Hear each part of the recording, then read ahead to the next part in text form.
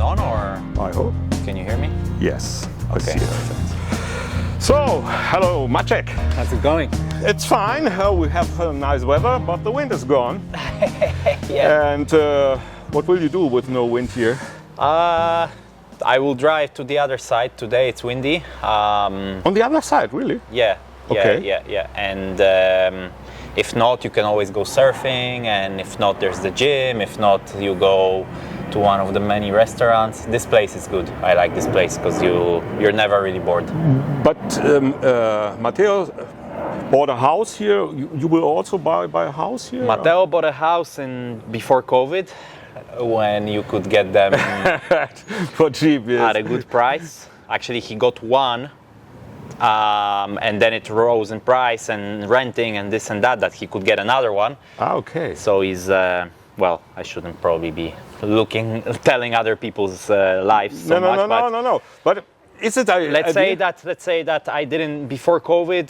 I didn't have the money to buy it. And after COVID, when I was looking around, which would be the place you would like to live?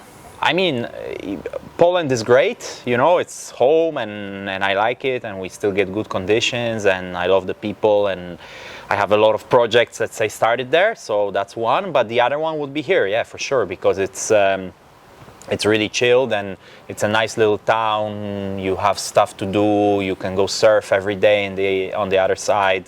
The north is beautiful. You know, I really enjoy my time here. I spent like 13 winters here, I think. Really? Yes. So yeah. So with the pro training, it's great. Yeah, with pro training, but also. Is it more fun the training time than the racing time? No, it's not. But. No? But it's way more relaxed. It's different because, you know, we show up, we go training at 11, I don't know, we finish at 4, and then you go hang out with friends, or, you know, sometimes I go surfing before the training, or, yeah, we go surfing a lot, we do gym, we do all sorts of other stuff. And in the contests, you are really, you know, focused on the contest. It's completely different. And do you race different? Do you show everything in these kind of races in February? No, for sure not. For sure not. You try. You're always last. No, I'm not always last. That's a little bit my problem. That when I'm there, let's say that when I rig, I put gear which is slower, or I'm testing random stuff or whatever. But the minute the sequence goes on, I still want to win and perform at my best. So sometimes I tell myself, man, take a bad start because you were in front, you were first, second for a few races, and then you don't learn as much. If you're in the back, you know, you're challenged more to jibe different, and to, you know, you also need to learn to win races, let's say, but it's easier to jibe when you're first, than when you arrive in fifth, you know, or sixth or whatever. So sometimes I need to kind of tell myself, okay, like, take it easy now on the start, so that the rest of the course you will have to push and you will have to jibe and whatever. And also to find out, like, let's say you're testing gear. We do this training in 5 heat. We do 5 heats and then we take a break. So then let's say you took 2 good starts and you were in front the first 2 races, I don't know, first, second, whatever. So then you see, okay, this mast or this button configuration or whatever I'm testing is fast, and then it accelerates good off the start. But how is it when I have 5 guys in front of me, I'm in dirty wind? How is it when I'm in dirty wind? How is it? Because on tour, you're gonna start good maybe 6 out of 10 times, 7 out of 10 times. But even when you have a good start, but somebody nails the start on top of you, you're gonna be in dirty wind. You know? Yeah, you have to train it. So. It's you know, there's so many fast people that you're not gonna always, like, if somebody nails the start on top of me, I don't care who it is. I'm not gonna just like go, you know, from dirty wind, like overtake him. So sometimes people forget the level is high and you need to be prepared for everything, you know. You have a trainer here, or you do it by your own? You had some psychologic trainer? Yeah. You I have work it with. still? No, we actually parted ways. So now on this, but for many years, yeah, I had a psychologist, and then I work with like 2 physical strength and conditioning coaches. Not like, not maybe every workout or whatever, Okay. but the general. They give you some. Yeah, the general tips. thing, and also like sometimes I come home and I know like my body needs this, so I call and like, okay, let's meet and let's do this. I think in pro sports, let's say at the highest level, the strength and conditioning coach, it's more like to make sure, I know how to bench press, I know how to squat, but the guy will be there and okay, you need 2 minutes break between the sets, so it's actually 2 minutes, not 2 minutes 30, not 2 minutes 45, so it's like more like a motivational thing. And also when you have a workout planned at 11 by yourself, maybe you will arrive at 11:30. Yeah. But if you're there meeting with the guy at 11, you're gonna feel stupid if you show up at 11:15 even, which happens to me all the time because I always plan many things and I'm always late. So so what 5 things you have to train? It's running, or what would be a tip for the normal windsurfer? I think for the normal windsurfer, you need to see what your weak points are. If you go out and your arms are exploding, that means that you need to really make sure that you train your arms, I think. And how do you train your arms? Push-ups or? No, actually, like for hanging on the boom, you should probably hang on the on the pull-up bar. Yeah. Just hang there for 3 sets of 2 minutes. You do that? Or whatever. I don't do that because I windsurf 250 days a year, so I don't need to. My arms are fine, But I think most people that windsurf for 2 weeks a year, they have a regular job and whatever. They go out and the first thing that gives is their arms, their forearms and their biceps, So you're not gonna gain resistance by doing this in the gym, You need to actually sort of simulate what you're gonna have on the water, So this is isometric work, So you're not actually, when you're windsurfing, you're not actually squatting, You're pushing at the same, let's say, length for the whole run. So maybe instead of doing squats with a barbell in the gym, maybe you should just go like this and hold it for 1 minute. That's legs is maybe more for slalom. But I think for regular, it's mostly the arms and the back.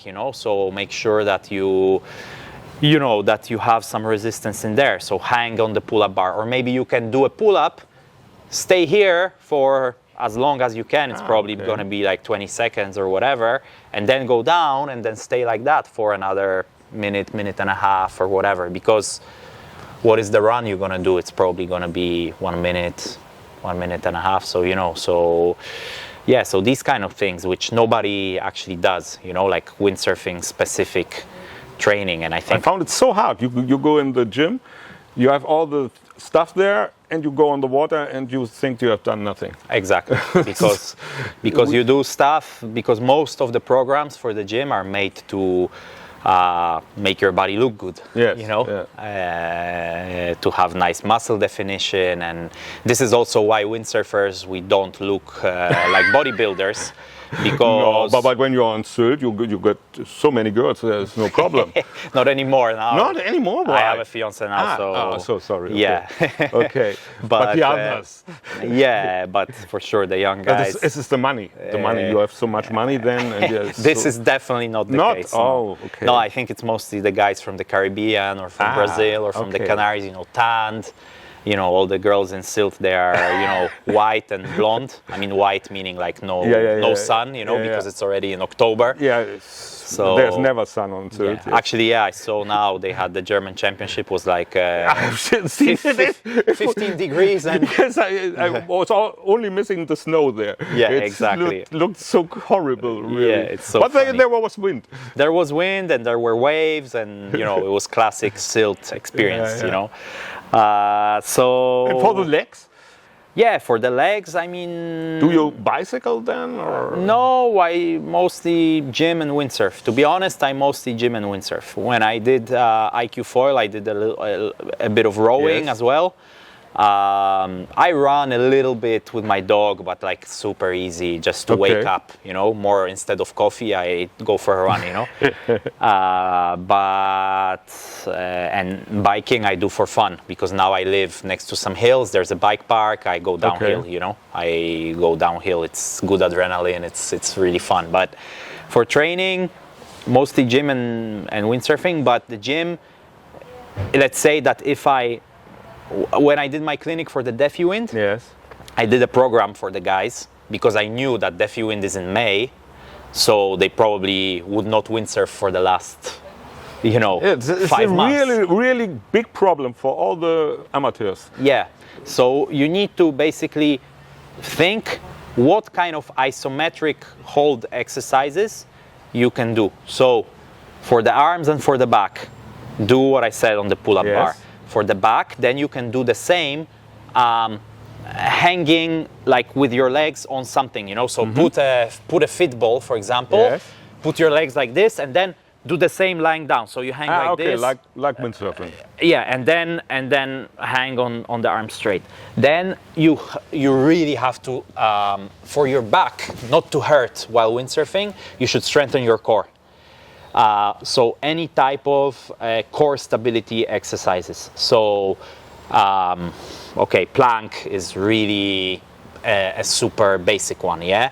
But then you can do, I don't know, plank on your hands with your legs on the fit ball, and then you take your leg off one or so. Basically core stability exercises. This really helps so your back doesn't hurt, because you strengthen all the small muscles around here and around the hips, that when you're in your harness and you're really, you know, bracing yourself, you are actually used to it, you know, because this is what we're doing in windsurfing. We're really like kind of putting, because you want to transfer the energy from the sail into the harness and into the board, you know, so all the energy goes through your body, you know. So, and then if you want to go fast, then you need to train your legs a little bit as well. Isometric holds of all kinds, you know, and core strength is really important. Definitely not a bodybuilding workout, you know. That's definitely not what you need. And when you go on the water, how do you train there?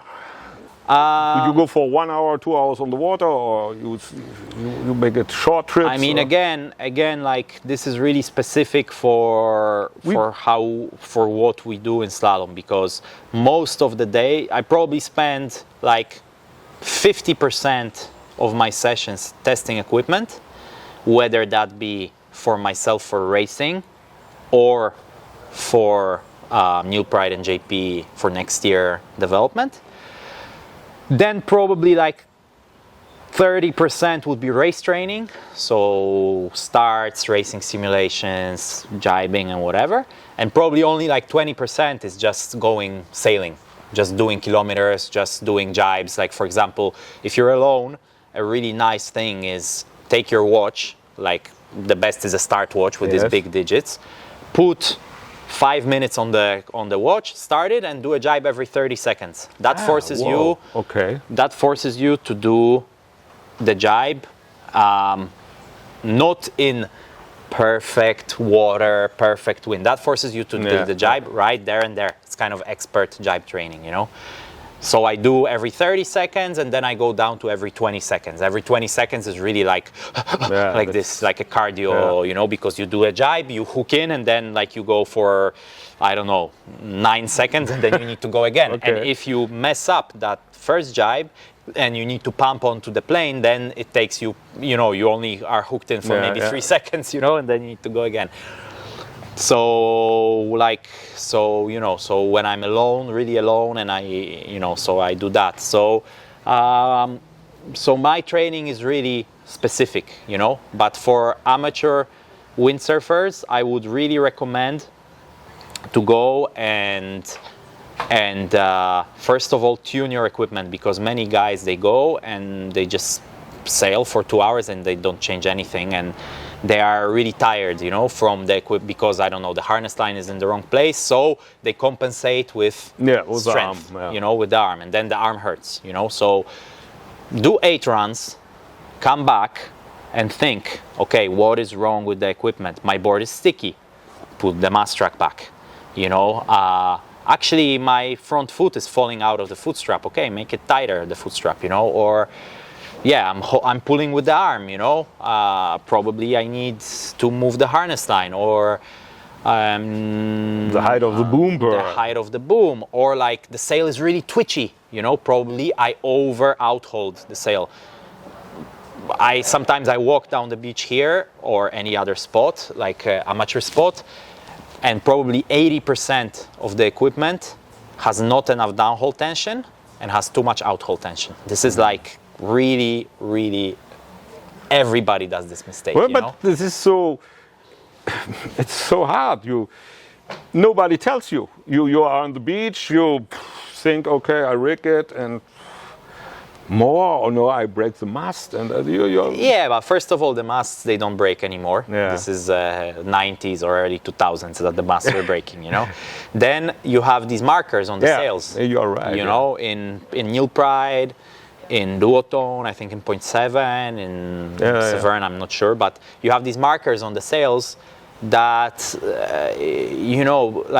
because people rig, they see the specification, okay, I need to put 20 centimeter extension, but then they don't go block to block, for example, because it's hard to downhole, or because the lines are crossing, or something, So it's really, it's like when you go on a road trip, you check your oil, you check your tire pressure, and it's like if you go windsurfing without trimming your equipment properly, it's like you're killing the engine, but the engine is yourself, I know people, they go for 7 days windsurfing trip, and after 2 they're dead, but they are dead because A, what we talked about before, maybe they didn't do anything before, but B, because their equipment is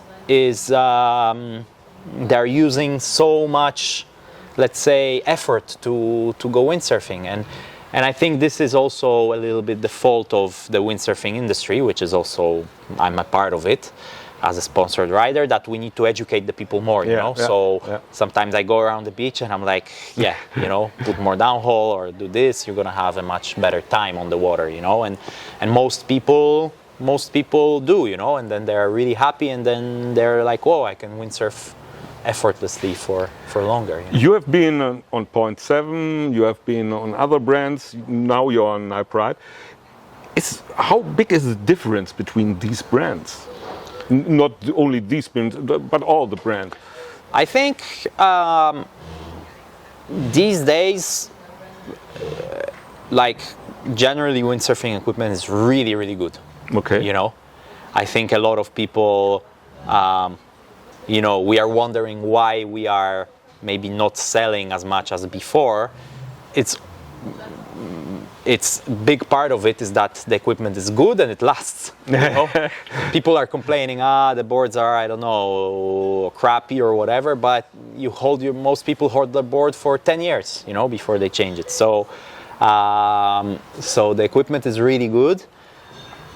And I think the difference many times is sort of the DNA of the company. Like Nil Pride is always performance oriented, so even the freeride sail is gonna go fast. Yeah, true. Like the Speedster, the no-cam slalom sail. I think Nico did like 37 knots on it. It's a free race sail that everybody can use. But if you want, you can go really fast on it. and some other like I don't know, like Goya, when they test their equipment in Hawaii and they always go wave riding. So even the freeride sail will wave ride quite okay, you know. So it's really about the DNA of the brand, how the equipment is tested, but and also what the designer really wants. Like for example, Robert Stroy at Neil Pride, he's really and sort of high performance, like innovative thinker. So he really wants the equipment to be as light as possible, you know. And at Neil Pride, every sail is really, you know, the materials are really well thought through. There is some stuff which no other brands have, and things like that. So I think generally the equipment is good, but certain brands have certain things that they do well, you know. And for racing, that's a completely different story, you know, because I've been, as you say, through many brands, and every racing sail does certain things better, certain things worse.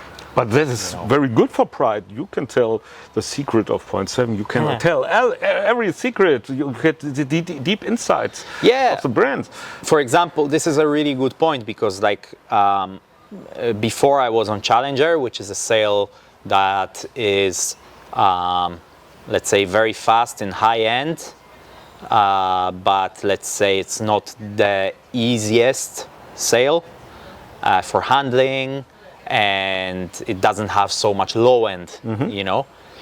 And Neil Pride is like almost the opposite. It has a lot of low end. It's super easy, super light, everything. So I kind of like it's a really good, let's say, experience, because I can, you know, now I'm pushing like now it's really easy for me to push for more top speed, because I know what that Challenger was really good at, you know. So it's it's really, on one hand, it's good to be with one brand for 20 years and as you like be like, you know, really connected to it.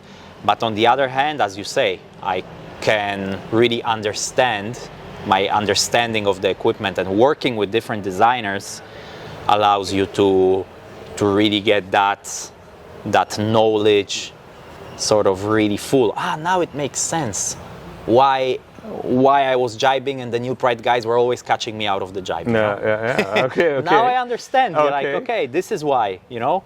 This is why, because before you're on a certain brand and you don't work with the designer, nobody will tell you for sure, secrets, you know? But now it's like, okay, Robert, why this is like this? Because back in the day we tested like this, and this was better, and this comes from that, and this material really does this well, and you know, like there's so many things, you know. There is the vertical shaping, the laugh curve, the seam shaping, the materials used, you know, how the load spreads. It's just so many different things that go into a sail that, you know, like I'm really happy to get this knowledge, you know, like full, let's say, filled, you know, here, a little bit of here, a little bit of there, and then the picture, it's like a puzzle, you know, you get less and less holes in the puzzle, so it's really fun. And after your world title, there were so many changes for you, and did you become straight sponsored by Pride, or it was a little bit difficult? Yeah. I got so in 2022 I won. In 2023 I was leading the entire year actually, and I should have probably won the world title again, but the pressure and the whole mental situation, it was a new situation. I didn't handle it very well. Ended up the year quite depressed and quite, you know, on a very low point. And how did you come out of this? Also like, you know, also at the end of this, when I really lost the world title, my sponsors at the time, they were not supportive at all. They just, you know, they basically, ended things in a way which, which were not how it's supposed to be in a professional world. Let's put it this way lightly. But already during the 2023 season, as I was leading the tour and I was talking to Neil Pride, and the idea first was, okay, let's be on the sails with different boards and sort of see step by step, where it leads. And Neil Pride is always the brand that I always, let's say, was dreaming to be on, because when I started, like early 2000s, this was like... This was the brand. You had like, in the top 10 you had 6 Neil Prides. It was like, if you didn't have a Neil Pride, you couldn't compete for a world title. And this DNA, it stayed there. It's always the high performance brand, and also the equipment looks amazing, and it's the brand that if I had to choose one, it would be that one, always.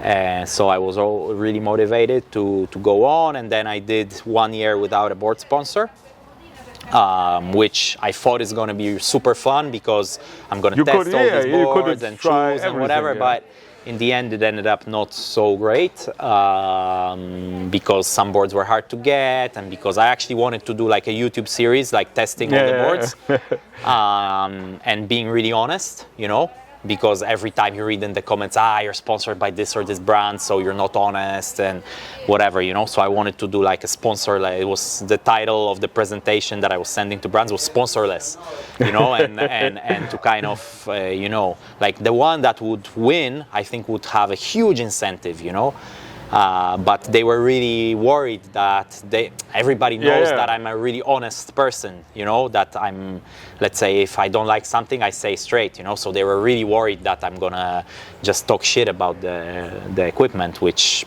I didn't really have that in mind. And I honestly think 99% of the boards out there, they're really good these days, but they're different, and this is what excites me.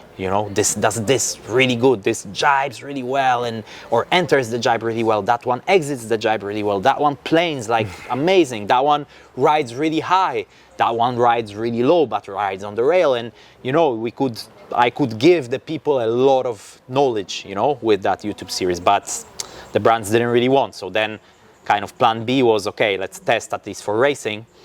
And I tested a bunch of boards and landed on whatever I landed, and the following year, so this year I'm on JP, and I'm really happy about it, because anyway for Slalom X I chose JP anyway out of all the boards, because it worked really good with the Neil Pride, and the boards themselves are really good, and also being in the family made sense. And so it's, as you say, from the world title till now, it was like a roller coaster, and now I feel like this year I felt like second now or third.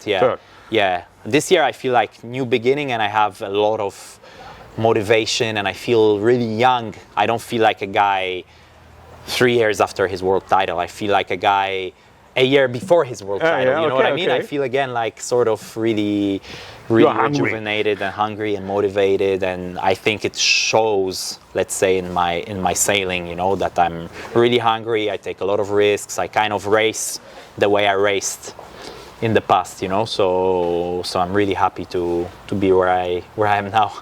But you don't do only windsurfing. You are organizer of a festival in Poland. My son was there and he said, wow, this is a super event, and I have to go there, but I win. Sorry, guys. Sorry. Tell me about the festival. Why did you do it? It's so much work, I think. My, let's say, synopsis of the situation and of the market is that there is a lot of windsurfers around, but we need to do a better job to activate them, to bring them together, etc. I don't know other places, but in Poland there is a lot of people that they windsurf in their own lake, or they wing in their own lake, or they kite in their campsite, and they don't move out of there. Yeah. And I'm like, how do we sort of bring them together? Because when I don't know, when I go to a basketball game, when I leave, I want to go play basketball, you know? So with this, and if I go to a car show, a trade show, I'm all of a sudden like excited and I start, or if I watch a Formula One race straight away, you know, you get into this technology stuff and this and that. So when you do an event like that, people get motivated, people, I don't know, you meet people at the same your level that share the same experiences, and also for the brands, they get to meet their customers, they get to sort of realize what their customer needs are, the customers get to test the equipment, and we get to race all together, which is always super fun. That, you know, that world champions can be on the start line with, let's say, Sunday amateurs. Yes. This is always really motivating for the amateurs, but also, you know, the world champions. Let's say we also appreciate the core windsurfers, and when we see the passion and we see, you know, these people, all they think about during that time is windsurfing, and it's cool. And as you say, it's a water sports event, so we have also wingers. It's in Rewa in Poland, which is a really nice area because you can race with any wind direction, and with most wind directions you have a sand strip across all the bay, that if it's, you know, if somebody has an issue, it just gets blown onto the sand strip. Okay. You know, so like the first day we had 40 knots. And you do a 40 knot slalom gust. course or what? Well, a long distance, just Long distance. across the bay and back. Okay. There and back, you know. It's about 12 kilometers. One jibe only? One jibe only, yeah. Okay. Rapid start, everybody on the same start line. And even the kiters, wingers, everyone. Yeah, and it's super fun because I was actually battling some kiters and some Yes. wingers, and you know, and we're there all together, and you know, there's all these, let's say, I don't know, like windsurfers don't like kiters. Yeah. You know. And then wingers are the new thing, and you know, the windsurfers don't like the wingers and no, everything. I think more the kiters, but the kiters, they're laughing always at the windsurfers that they're old, fat, and I don't know, they need the van, you know, whatever but in an event like this, we bring all together, and all of a sudden you realize that there's more connecting us than dividing, you know, and at the end of the day, everybody has a beer together, and like the kiter that battled the windsurfer, you know, in this gust you got better, you had a better start, I don't know, I was catching you and then I stopped and then this happened and then that, and you know, everybody just races everybody. And how many days is it, and when? It's 4 days. It's always at this holiday, which is in English it's called Corpus Christi. I don't know if you for sure have it. I think. You for sure have it in Germany because it's a Catholic holiday. It's always a certain amount of time after Easter. So if Easter is late, it's late. Like this year, I think we were. You have a website or not? Yes, kingofthebay.pl. I will put it in the. Yeah, and you know, it's only 5 hours from Berlin. I think it's like it's nothing. 6 hours from Leipzig. I think it's the closest, let's say, water sports festival with racing, because obviously you have Femar Surf Festival, which is like a festival, right? Yeah. Our one, you can test the equipment. Like for example, the shop I work with, Easy Surf Shop, they brought 105 boards to test, you know. And you have the race, and you have the party, and you have different things. Like this year we did night racing. So we gave, like, everybody that wanted to signed up. We had, I think, and you lost all the riders. No, we had 50 sets of lights. Okay. So we basically did the lottery. We knew that we want to have like 10 kiters, 10 SUPers, 20 windsurfers, and like 10 wingers, I think. So we did the lottery, and the guys that won the lottery, they got the lights and they got to race. It was a beach start. It was a beach start, like a short slalom course, and then some a are beach still finish. racing. No. So it was super fun, and we did it on the longest day of the year. Okay. So I think we were meant to start at 10, but at 10 was still light. Okay. So I think we started like 10:30, and there was music, people with drinks, party on the beach. It was awesome, Like the whole crowd, there was like, I don't know, maybe 1,000 people before the start. We went like, okay, let's count down together. 5, 4, 3, 2, 1, and the guys run, beach start, and all the lit up sails and lit up wings and lit up SUP boards and kites, and it was just awesome, awesome. Like, and I think for me it's about this. It's about bringing all these people together, showing them water sports. You could also come and learn every water sports for free. Okay. So new people came, and we had a kite bigger contest. So this was also cool, like standing right next to the people jumping, like 12, 15 meters in the air and doing kite loops and whatever. We had an SUP long distance race, like point to point. So we drive the SUPers upwind, and they come back downwind, like a 13-kilometer race. Okay. So which is also not something you do every day. We had team SUP racing, so these massive boards, these mega subs, 6 people each, and it's we did it with no rules, so there's always That's something for you. It's fun, this we started. You asked about the racing. Yes. Because Mario raced, and you yourself, you're into it, but it's actually a water sports festival, and we try to keep the entry fee low, and we try to give as much as we can for that. You could enter for 50 euros. Okay. If you did it early, and we have free beer, and if you buy the VIP package, you have free food, and actually in the VIP package you also have a clinic a day before. Ah, okay. So then it's 5 days. So there is a lot of stuff going on, like concerts in the evening, party. And you organize all this by yourself? I organize all this with my girlfriend, wow. and we start to build a team around it, obviously. I mean, this year we had 44 people working for us. So it's a management course, a crash course in management. And will this be your future, or what do you think? Yeah, I think it's a really good concept. The place is good, and people seem to really like it. I mean, the first year we had 275 participants. This year we had 400 and Whoa. like 400, I think, if I'm not mistaken. So it almost doubled, and probably next year we're gonna have more. And it's just really about coming together and having fun, because many racing events, if there's no racing, you're just sitting there. No, that's horrible. Picking your nose. And with our thing, with King of the Bay, you have stuff to do all the time. Your kids can learn how to skimboard or how to windsurf, wing, whatever. We have all sorts of activities. We have physical training. Every morning there is like a warm up or a physical training with a personal trainer, with a coach. We have so many things. It's even hard to remember. Okay. Yeah. And let's go back to the tour. Now we are on Tenerife. What's your goal here, and which is the hardest place? Is it here or Fuerte or Sylt or?